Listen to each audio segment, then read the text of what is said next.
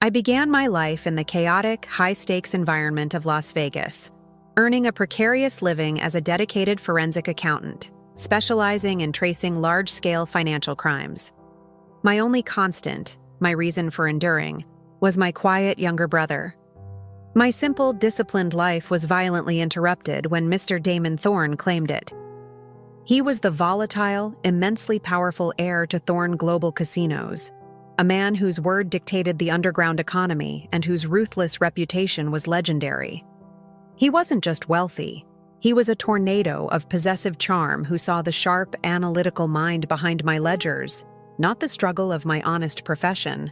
"This is my Damon, the brilliant, reckless lord of the night," I would whisper to myself, clinging to the desperate hope that his fierce, consuming focus was true love, not just another risk calculation. He was my improbable savior, my complicated hero. Our bond was forged in the fire of his ambition. For 4 years, Damon's devotion was absolute, a magnificent, suffocating presence that sheltered me completely. He knew my greatest passion was criminal law, and to support this, he made a decision that cost his empire millions. He temporarily resigned from his CEO role and moved with me to Oxford, where I pursued a specialized international criminal justice degree.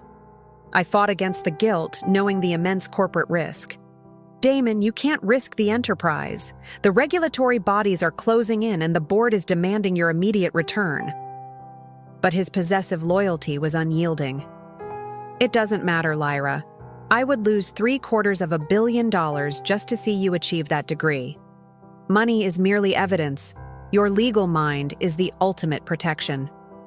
He made his commitment public and undeniable, purchasing the entire front page of major international law journals for 666 consecutive days, publicly demanding my hand in marriage. The Thorne family was vehemently opposed to our union, viewing me as a low-born liability due to my profession.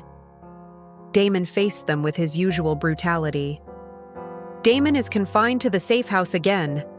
Mr. Thorne, the family elders are revoking your access to the offshore accounts for another quarter," the staff would whisper, fueling my profound guilt. I tried to release him. "Tell them to end it. I don't need your name. Just let me stay with you, away from the chaos." But he was obsessed with making me his wife, his ultimate conquest. After a brutal, extended battle, he won. "Lyra, they finally conceded. We are getting married," he roared, his voice thick with triumphant exhaustion. "I promised you a life where you could write the rules. It's yours now." I genuinely believed our happy ending was secured. The darkness consumed our story just 7 months ago with Vivian Rhodes, a sharp, ambitious IRS investigator who handled Thorne Global's high-profile tax cases. Vivian quickly became Damon's new, consuming obsession.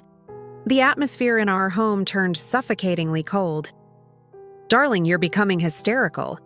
You know I demand absolute cold data," he'd say, the affection replaced by professional scrutiny. I tried to understand his new connection.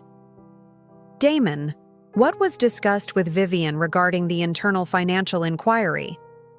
Vivian, the master manipulator, had staged a dramatic withdrawal, cutting off all professional ties to make Damon chase her. His paranoia centered instantly on me.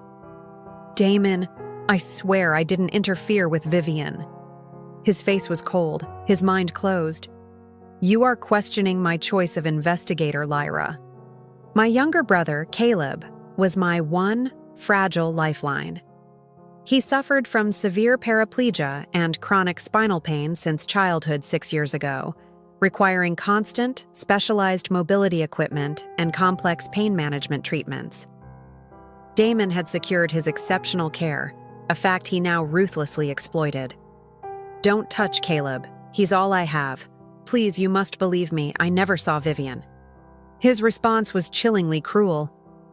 "Vivian's forensic integrity is now my absolute priority." He gave me a chilling ultimatum, a countdown against my brother's fragile life. "Darling, 20 seconds remaining. You know Caleb's pain pump will fail in 90 seconds without immediate manual override. "You are my asset, Lyra, and Vivian is my strategic defense," he stated, asserting his absolute ownership. "Confess what you told her to make her quit the investigation."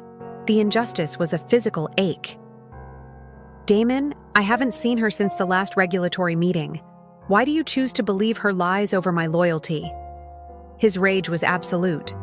"My time is over. Caleb is at risk. 10, 9, 8, 7, stop, I'll talk." I admitted the soul-crushing lie.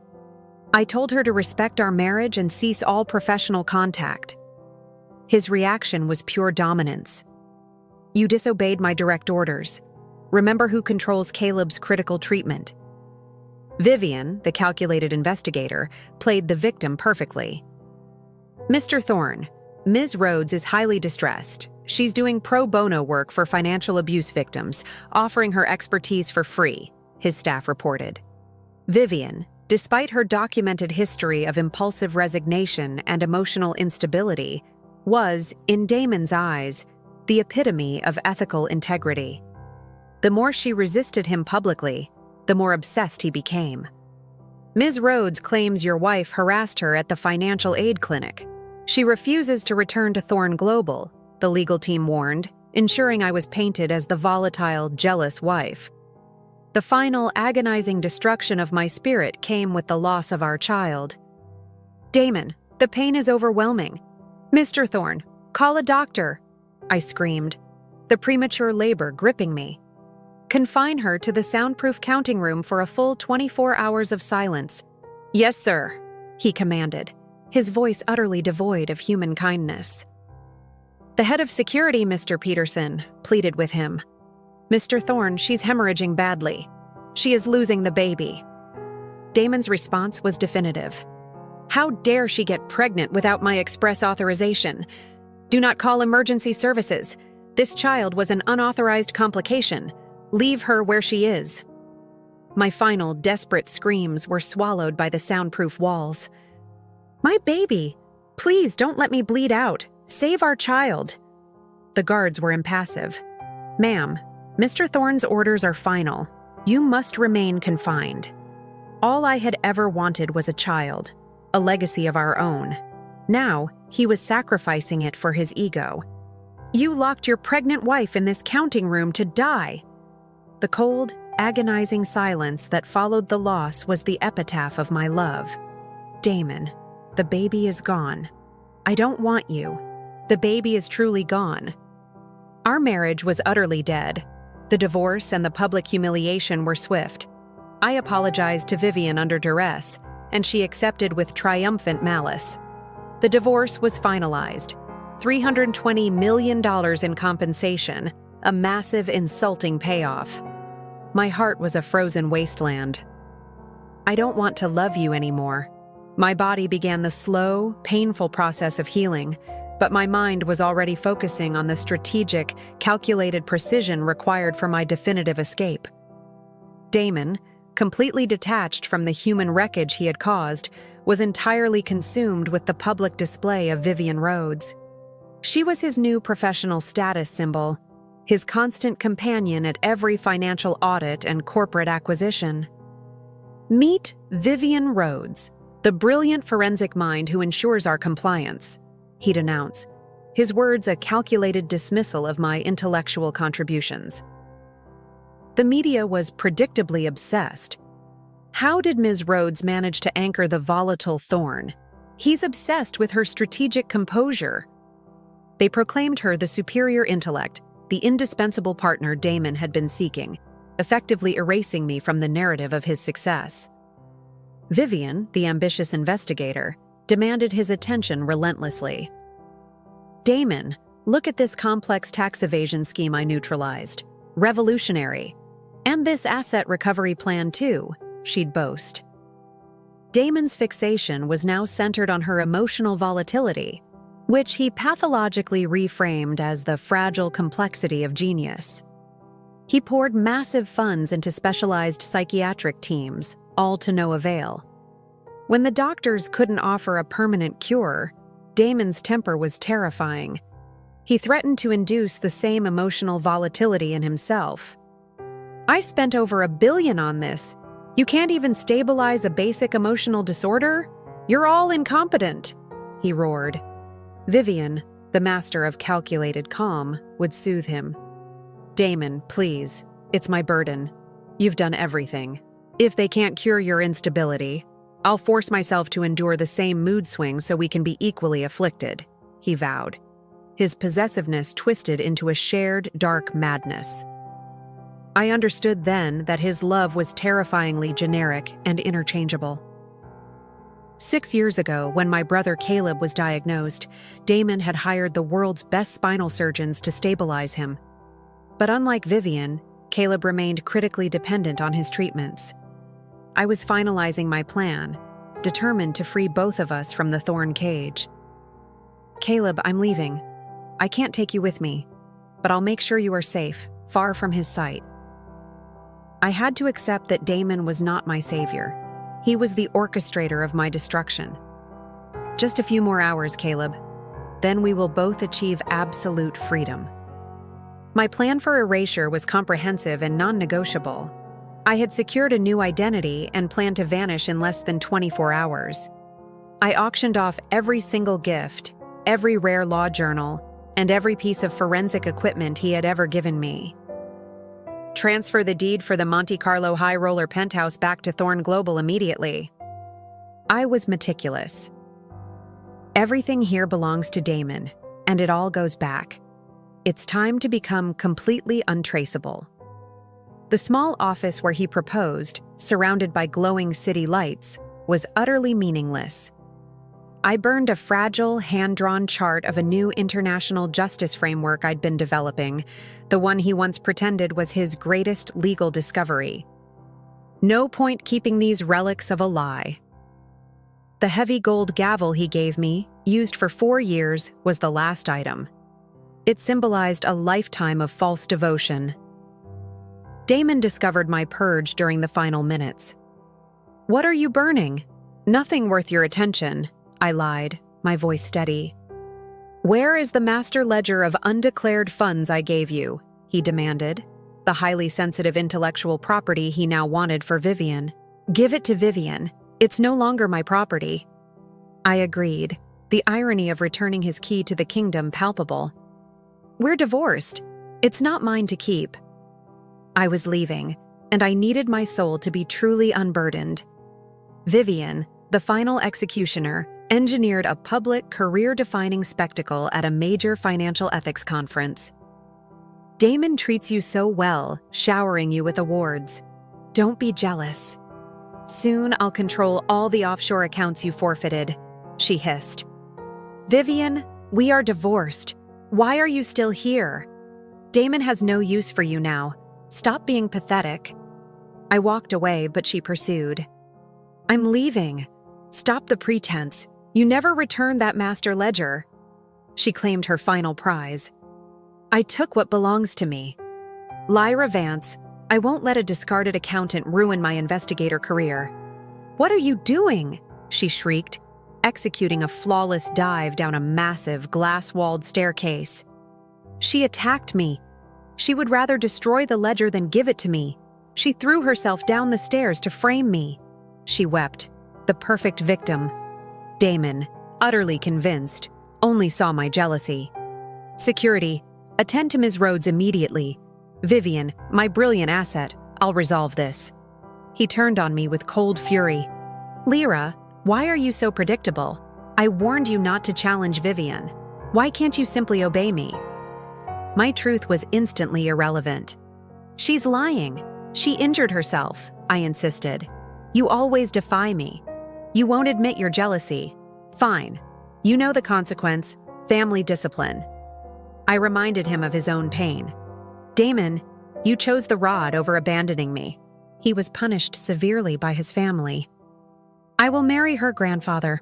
I will never marry another woman," he had declared. Now, he was the executioner. "Damon, what did I mean to you?" I asked, my voice barely a whisper. He simply ordered me to apologize to Vivian. A former casino manager offered the final cold wisdom. "Mr. Thorne needs total financial submission. If you want to stay, you must be his compliant asset." I understood the dynamic. Damon was a controlling, narcissistic patriarch. I was his puppet. Vivian was simply a more polished, current version of the compliant mind he demanded. The only thing left to do was leave the stage, permanently. If you've followed Lyra's devastating journey, through the loss of her child, the fear for Caleb, and the constant, crushing psychological warfare, you know this story is about the immense battle to save your soul from a love that tries to own you entirely. Her final, quiet decision to choose herself over his billions is the ultimate act of heroism. If Lyra's resolve to walk away, leaving his fortune and his madness behind, resonated with the quiet strength in you, please don't let this moment pass in silence. Stop scrolling, tap that like button, and hit subscribe to join our community of survivors. More importantly, I want to hear your voice in the comments. If you had to write a fictional ending for your own hardest chapter, what one character, like Vivian or Damon, would you erase completely to find peace? Let's connect through our stories and turn our pain into wisdom. Your honesty is what keeps this channel alive. Thanks sincerely. My departure was not an act of emotional desperation. It was a strategic withdrawal executed with the cold logic of an accountant. I spent 10 days finalizing the logistics. I had already secured the $320 million and immediately allocated the vast majority of it to a cutting-edge, specialized neurorehabilitation center in remote British Columbia. My focus was entirely on my brother, Caleb. I established a permanent, fully funded trust for his continuous medical care, covering all his complex spinal and pain management needs. My instructions to the facility were absolute: a high-security, completely anonymous transfer and verifiable secrecy from any and all entities connected to Thorne Global. With the funding secured and the transfer scheduled, I made my final clandestine trip to the Thorne compound. The moment I arrived, I was intercepted by Damon's brutal security detail. "Ms. Rhodes, Mr. Thorne has issued a new order. You are strictly forbidden from the therapy wing." I knew instantly. Damon was moving to exploit Caleb's vulnerability. A desperate, terrified nurse managed to slip me a note. "They are trying to seize Caleb's specialized neuro-rehab harness. Your brother's life is at risk." Damon had sent Vivian's brother, a known mercenary, and a security detail to reclaim the proprietary life support machinery. "What are you doing? This is a medical unit," I screamed, confronting the men. "My brother-in-law, Mr. Thorne, wants this equipment. It is his property. Get out of our way," Vivian's brother shouted, his face contorted with malice. "No, please, he'll suffer irreversible damage." I fought them, throwing my body against the complex machinery. I shoved Vivian's brother hard, sending him stumbling back against a stack of equipment. "You unstable maniac! You assaulted a family member! This equipment belongs to Damon! If you want revenge, go fight him!"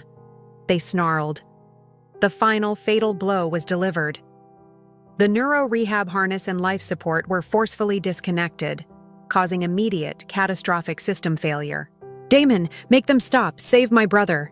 I screamed, the sound of my desperation swallowed by the sterile room. Doctors rushed in, but the damage was irreversible. The paralyzing shock of that moment was a cold, absolute silence that transcended all my previous trauma. "Caleb, my sweet brother, I should have protected you better. This is my fault. I regret every minute I wasted trying to be his wife," I whispered, holding his small, cold hand. "Caleb, I'm taking you home. We're going to be free." I quickly arranged the necessary documents for his cremation. His death was the final price paid for my absolute freedom. His suffering became the catalyst for my liberation. I arranged for a simple memorial for the life we would never share, but I carried his favorite, worn-out law degree commencement tassel with me. "Caleb, I won't leave you. You were always my anchor. Now you'll travel with me." His passing meant Damon had no leverage left to control me. My final conversation with Damon was brief and terrifyingly calm. "Love, just be patient. Once I finish this hostile takeover, I'll make everything right," he purred, still convinced I was his trophy wife. He tried his last empty threat. "You need to be compliant, or your brother will suffer the consequences." My voice was a monotone of truth. "My brother is gone, Damon. You have nothing left to threaten me with. I have nothing to lose." His denial was explosive. "If you behave, no one will suffer. Where do you think you're going? You cannot leave me, Lyra. You cannot exist without me." I played the role one last time. "You are right. I can't live without you. I'm just going to rest. I need to be beautiful for our upcoming anniversary." The escape plan was fully activated. "Ms. Rhodes, your liquid assets transfer is complete. Understood. Caleb, we are leaving." I booked a one-way flight to Country K. Flight AF 600 is now boarding at Gate 16. Last call for passengers. With my new identity and my brother's memory, I felt an exhilarating, terrible finality. "Caleb, be happy for me. I am no longer Damon Thorne's possession. I am free. Damon Thorne, may we never cross paths again." Damon, meanwhile, was preparing a massive, narcissistic spectacle for our 5th anniversary, convinced he could buy my forgiveness. "Mr. Thorne, the venue is ready. The gold-plated chip counter is all in place," his staff confirmed. "Lyra will be so moved. She'll run back to me," he declared. The discovery of my absence broke him completely. "Mrs. Thorne is not home, sir. All her financial accounts are closed." His world shattered. "She abandoned me. I was her entire life. Where could she possibly go?" He demanded immediate action. "Find her. I refuse to believe she'd abandon Caleb." The ultimate truth, delivered by his terrified chief of security, confirmed his ruin. "Mr. Thorne, all records are wiped clean. Your wife is gone. And sir, her brother, he passed away several days ago." Damon erupted in a terrifying, primal fury. "How could he die? I paid for the best care. Lyra, you set me up. You think I won't find you? I will use every resource. I will track you down to the ends of the earth." "Lyra Rhodes, stop this pathetic pretense. If you won't come back, then stay gone forever." His desperate roar was the last sound of the prison I had escaped. Damon's sanity shattered completely, transforming his grief into a destructive, volatile force that threatened to take down Thorne Global. Vivian Rhodes, still clinging to her perceived power, approached the ruined CEO. "Damon, this is ridiculous. I'm here now. Why the tantrum about Lyra?" she challenged, thinking she could regain control. His gaze was empty, focused on a distant, internal horizon. "You were nothing more than a temporary audit, Vivian. My approval gave you status. Without it, you are irrelevant data. You dare compare yourself to my wife?" Faced with his sudden, devastating cruelty, Vivian threatened to resign, but he seized her with cold control. "You are my asset in this game, Vivian. You will fulfill your contract, or you will fail publicly." His desperate hunt for me began with a terrifying, absolute retaliation. "Mr. Thorne, the investigation is final. Mrs. Thorne liquidated all assets, including the Monte Carlo penthouse, and completely disappeared off-grid. She wants to be gone forever," his chief investigator reported. Damon's first act was vengeance. "Arrest Vivian Rhodes' entire family. Lyra, I will avenge you." He tracked down the lawyer who handled Caleb's trust. "Where is the lawyer? Tell me. Lyra left a massive fund for Caleb's care. Name your price." Damon's cruelty against Vivian was public and relentless. He had her entire family imprisoned and subjected her to the same psychological abuse I had suffered, including forcing her into public humiliations and targeted stress. "You caused Lyra's breakdown and the loss of my child. Now pay the price." He then orchestrated the financial ruin of her father and commanded his staff to subject Vivian to intense targeted stress, including simulated IRS raids and public denouncement, until I returned or she broke. Listen closely. This is only the beginning. I must repay the debt of pain I owe Lyra. Meanwhile, I was quietly building my new life in Country K. a large, secluded European city known for its vast financial integrity research and academic institutions, completely anonymous. I had adopted the identity Anna Solis. Damon knows my old patterns. This anonymity is my only safety. The past is finally starting to recede, I reflected, finding a deep, restorative peace in my chosen obscurity. I kept only a single, heavily annotated printout of a landmark criminal law ruling he had once gifted me, the tangible proof of my true purpose. My first true connection was with Dr. Elias Vangelis, a kind, brilliant financial ethics professor. "Hello, I'm Dr. Vangelis, your neighbor. Your work on anti-money laundering is truly groundbreaking. It shows real foresight." I was guarded. "I'm new here, Dr. Vangelis. I prefer a low profile." Damon's obsession, however, knew no boundaries. He was eventually released from custody after his estranged uncle, who had always opposed Damon's cruelty, intervened. Damon's immediate action was to eliminate his internal enemies. "You will spend the rest of your life watching Thorne Global dominate the market. Lyra, I am coming for you. I know you still love me. I will bring you home." His corporate revenge was swift and absolute, recovering all the company's financial losses in 5 days and proving his terrifying power was fully intact. Damon finally located me through the government official who changed my identity. Her new identity is Anna Solis. Find her. He arrived in Country K, tracking me to my small, quiet apartment overlooking the historic financial district. He found me running complex forensic models. "Sweetheart, I'm here to take you home." "Anna, you are my ex-wife." I introduced him to Dr. Vangelis. "Damon, we are finished. Please, leave." He was desperate, seeing the genuine, peaceful connection between Dr. Vangelis and me. "I can explain everything. Vivian was just a tactical maneuver. We can try for a family now. I only love you." I stared at him, my heart cold and immovable. "I don't love you anymore.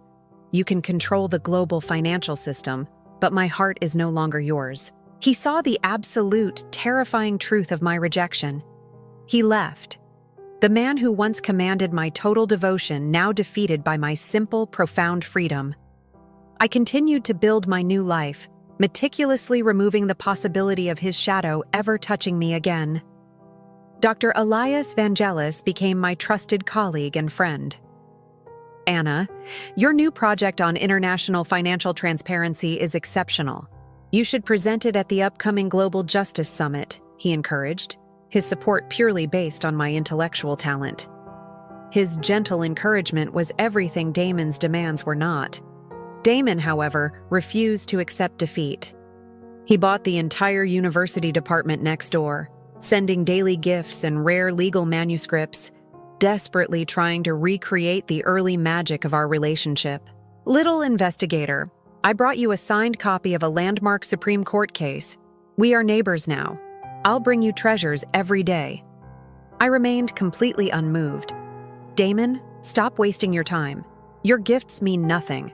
I stopped loving you a long time ago." On what would have been our 11th anniversary, I ended the charade forever. "Damon, you can come in. This is the last time." I gave him my 3 impossible demands. I wish my brother were healthy and whole. I wish my child were safe in my arms. I wish for all the cruelty to be erased. We are done. My only wish is that you vanish from my life forever." He was devastated, clinging to the only token he saw as proof of my continued devotion. "You're lying. You still have that old law degree tassel. You still care." I placed the precious tassel into the roaring fireplace. "It means nothing. It's obsolete, and I'm burning the past." A few days later, Mr. Peterson found me. "Ms. Solis, Mr. Thorne suffered a catastrophic, near-fatal accident. He's in a coma, calling your name. For the 4 years you shared, please go see him." My resolve was absolute. I am not Mrs. Thorne. I will not give him false hope. His fate is his own. Damon, upon briefly regaining consciousness, received the final, devastating intelligence. His uncle and Vivian had orchestrated the latest accident and financial scheme to seize control. Damon, in his final, conscious act, signed his last will, transferring all his assets to me. Peterson, all my wealth goes to Lyra Rhodes now. He then discharged himself from the hospital, beginning a solitary, desperate journey to retrace our past, searching for the innocent love he had destroyed. He was found lifeless at the base of a secluded cliff overlooking the sea while retrieving a rare, antique forensic manual we once studied together. Mr. Peterson delivered the final news and a small, worn, gold-plated miniature abacus. Mr. Thorne passed away. He left everything to you. He wished for you to create a foundation for ethical financial oversight and criminal justice reform in your name. My final words were whispered to the quiet air, the words of a survivor who finally won. I will honor the Foundation's purpose. Rest in peace. May we never cross paths again. My peace was complete, secured by the terrible final price of the man who had loved me, tormented me, and ultimately died trying to buy back the love he had thrown away.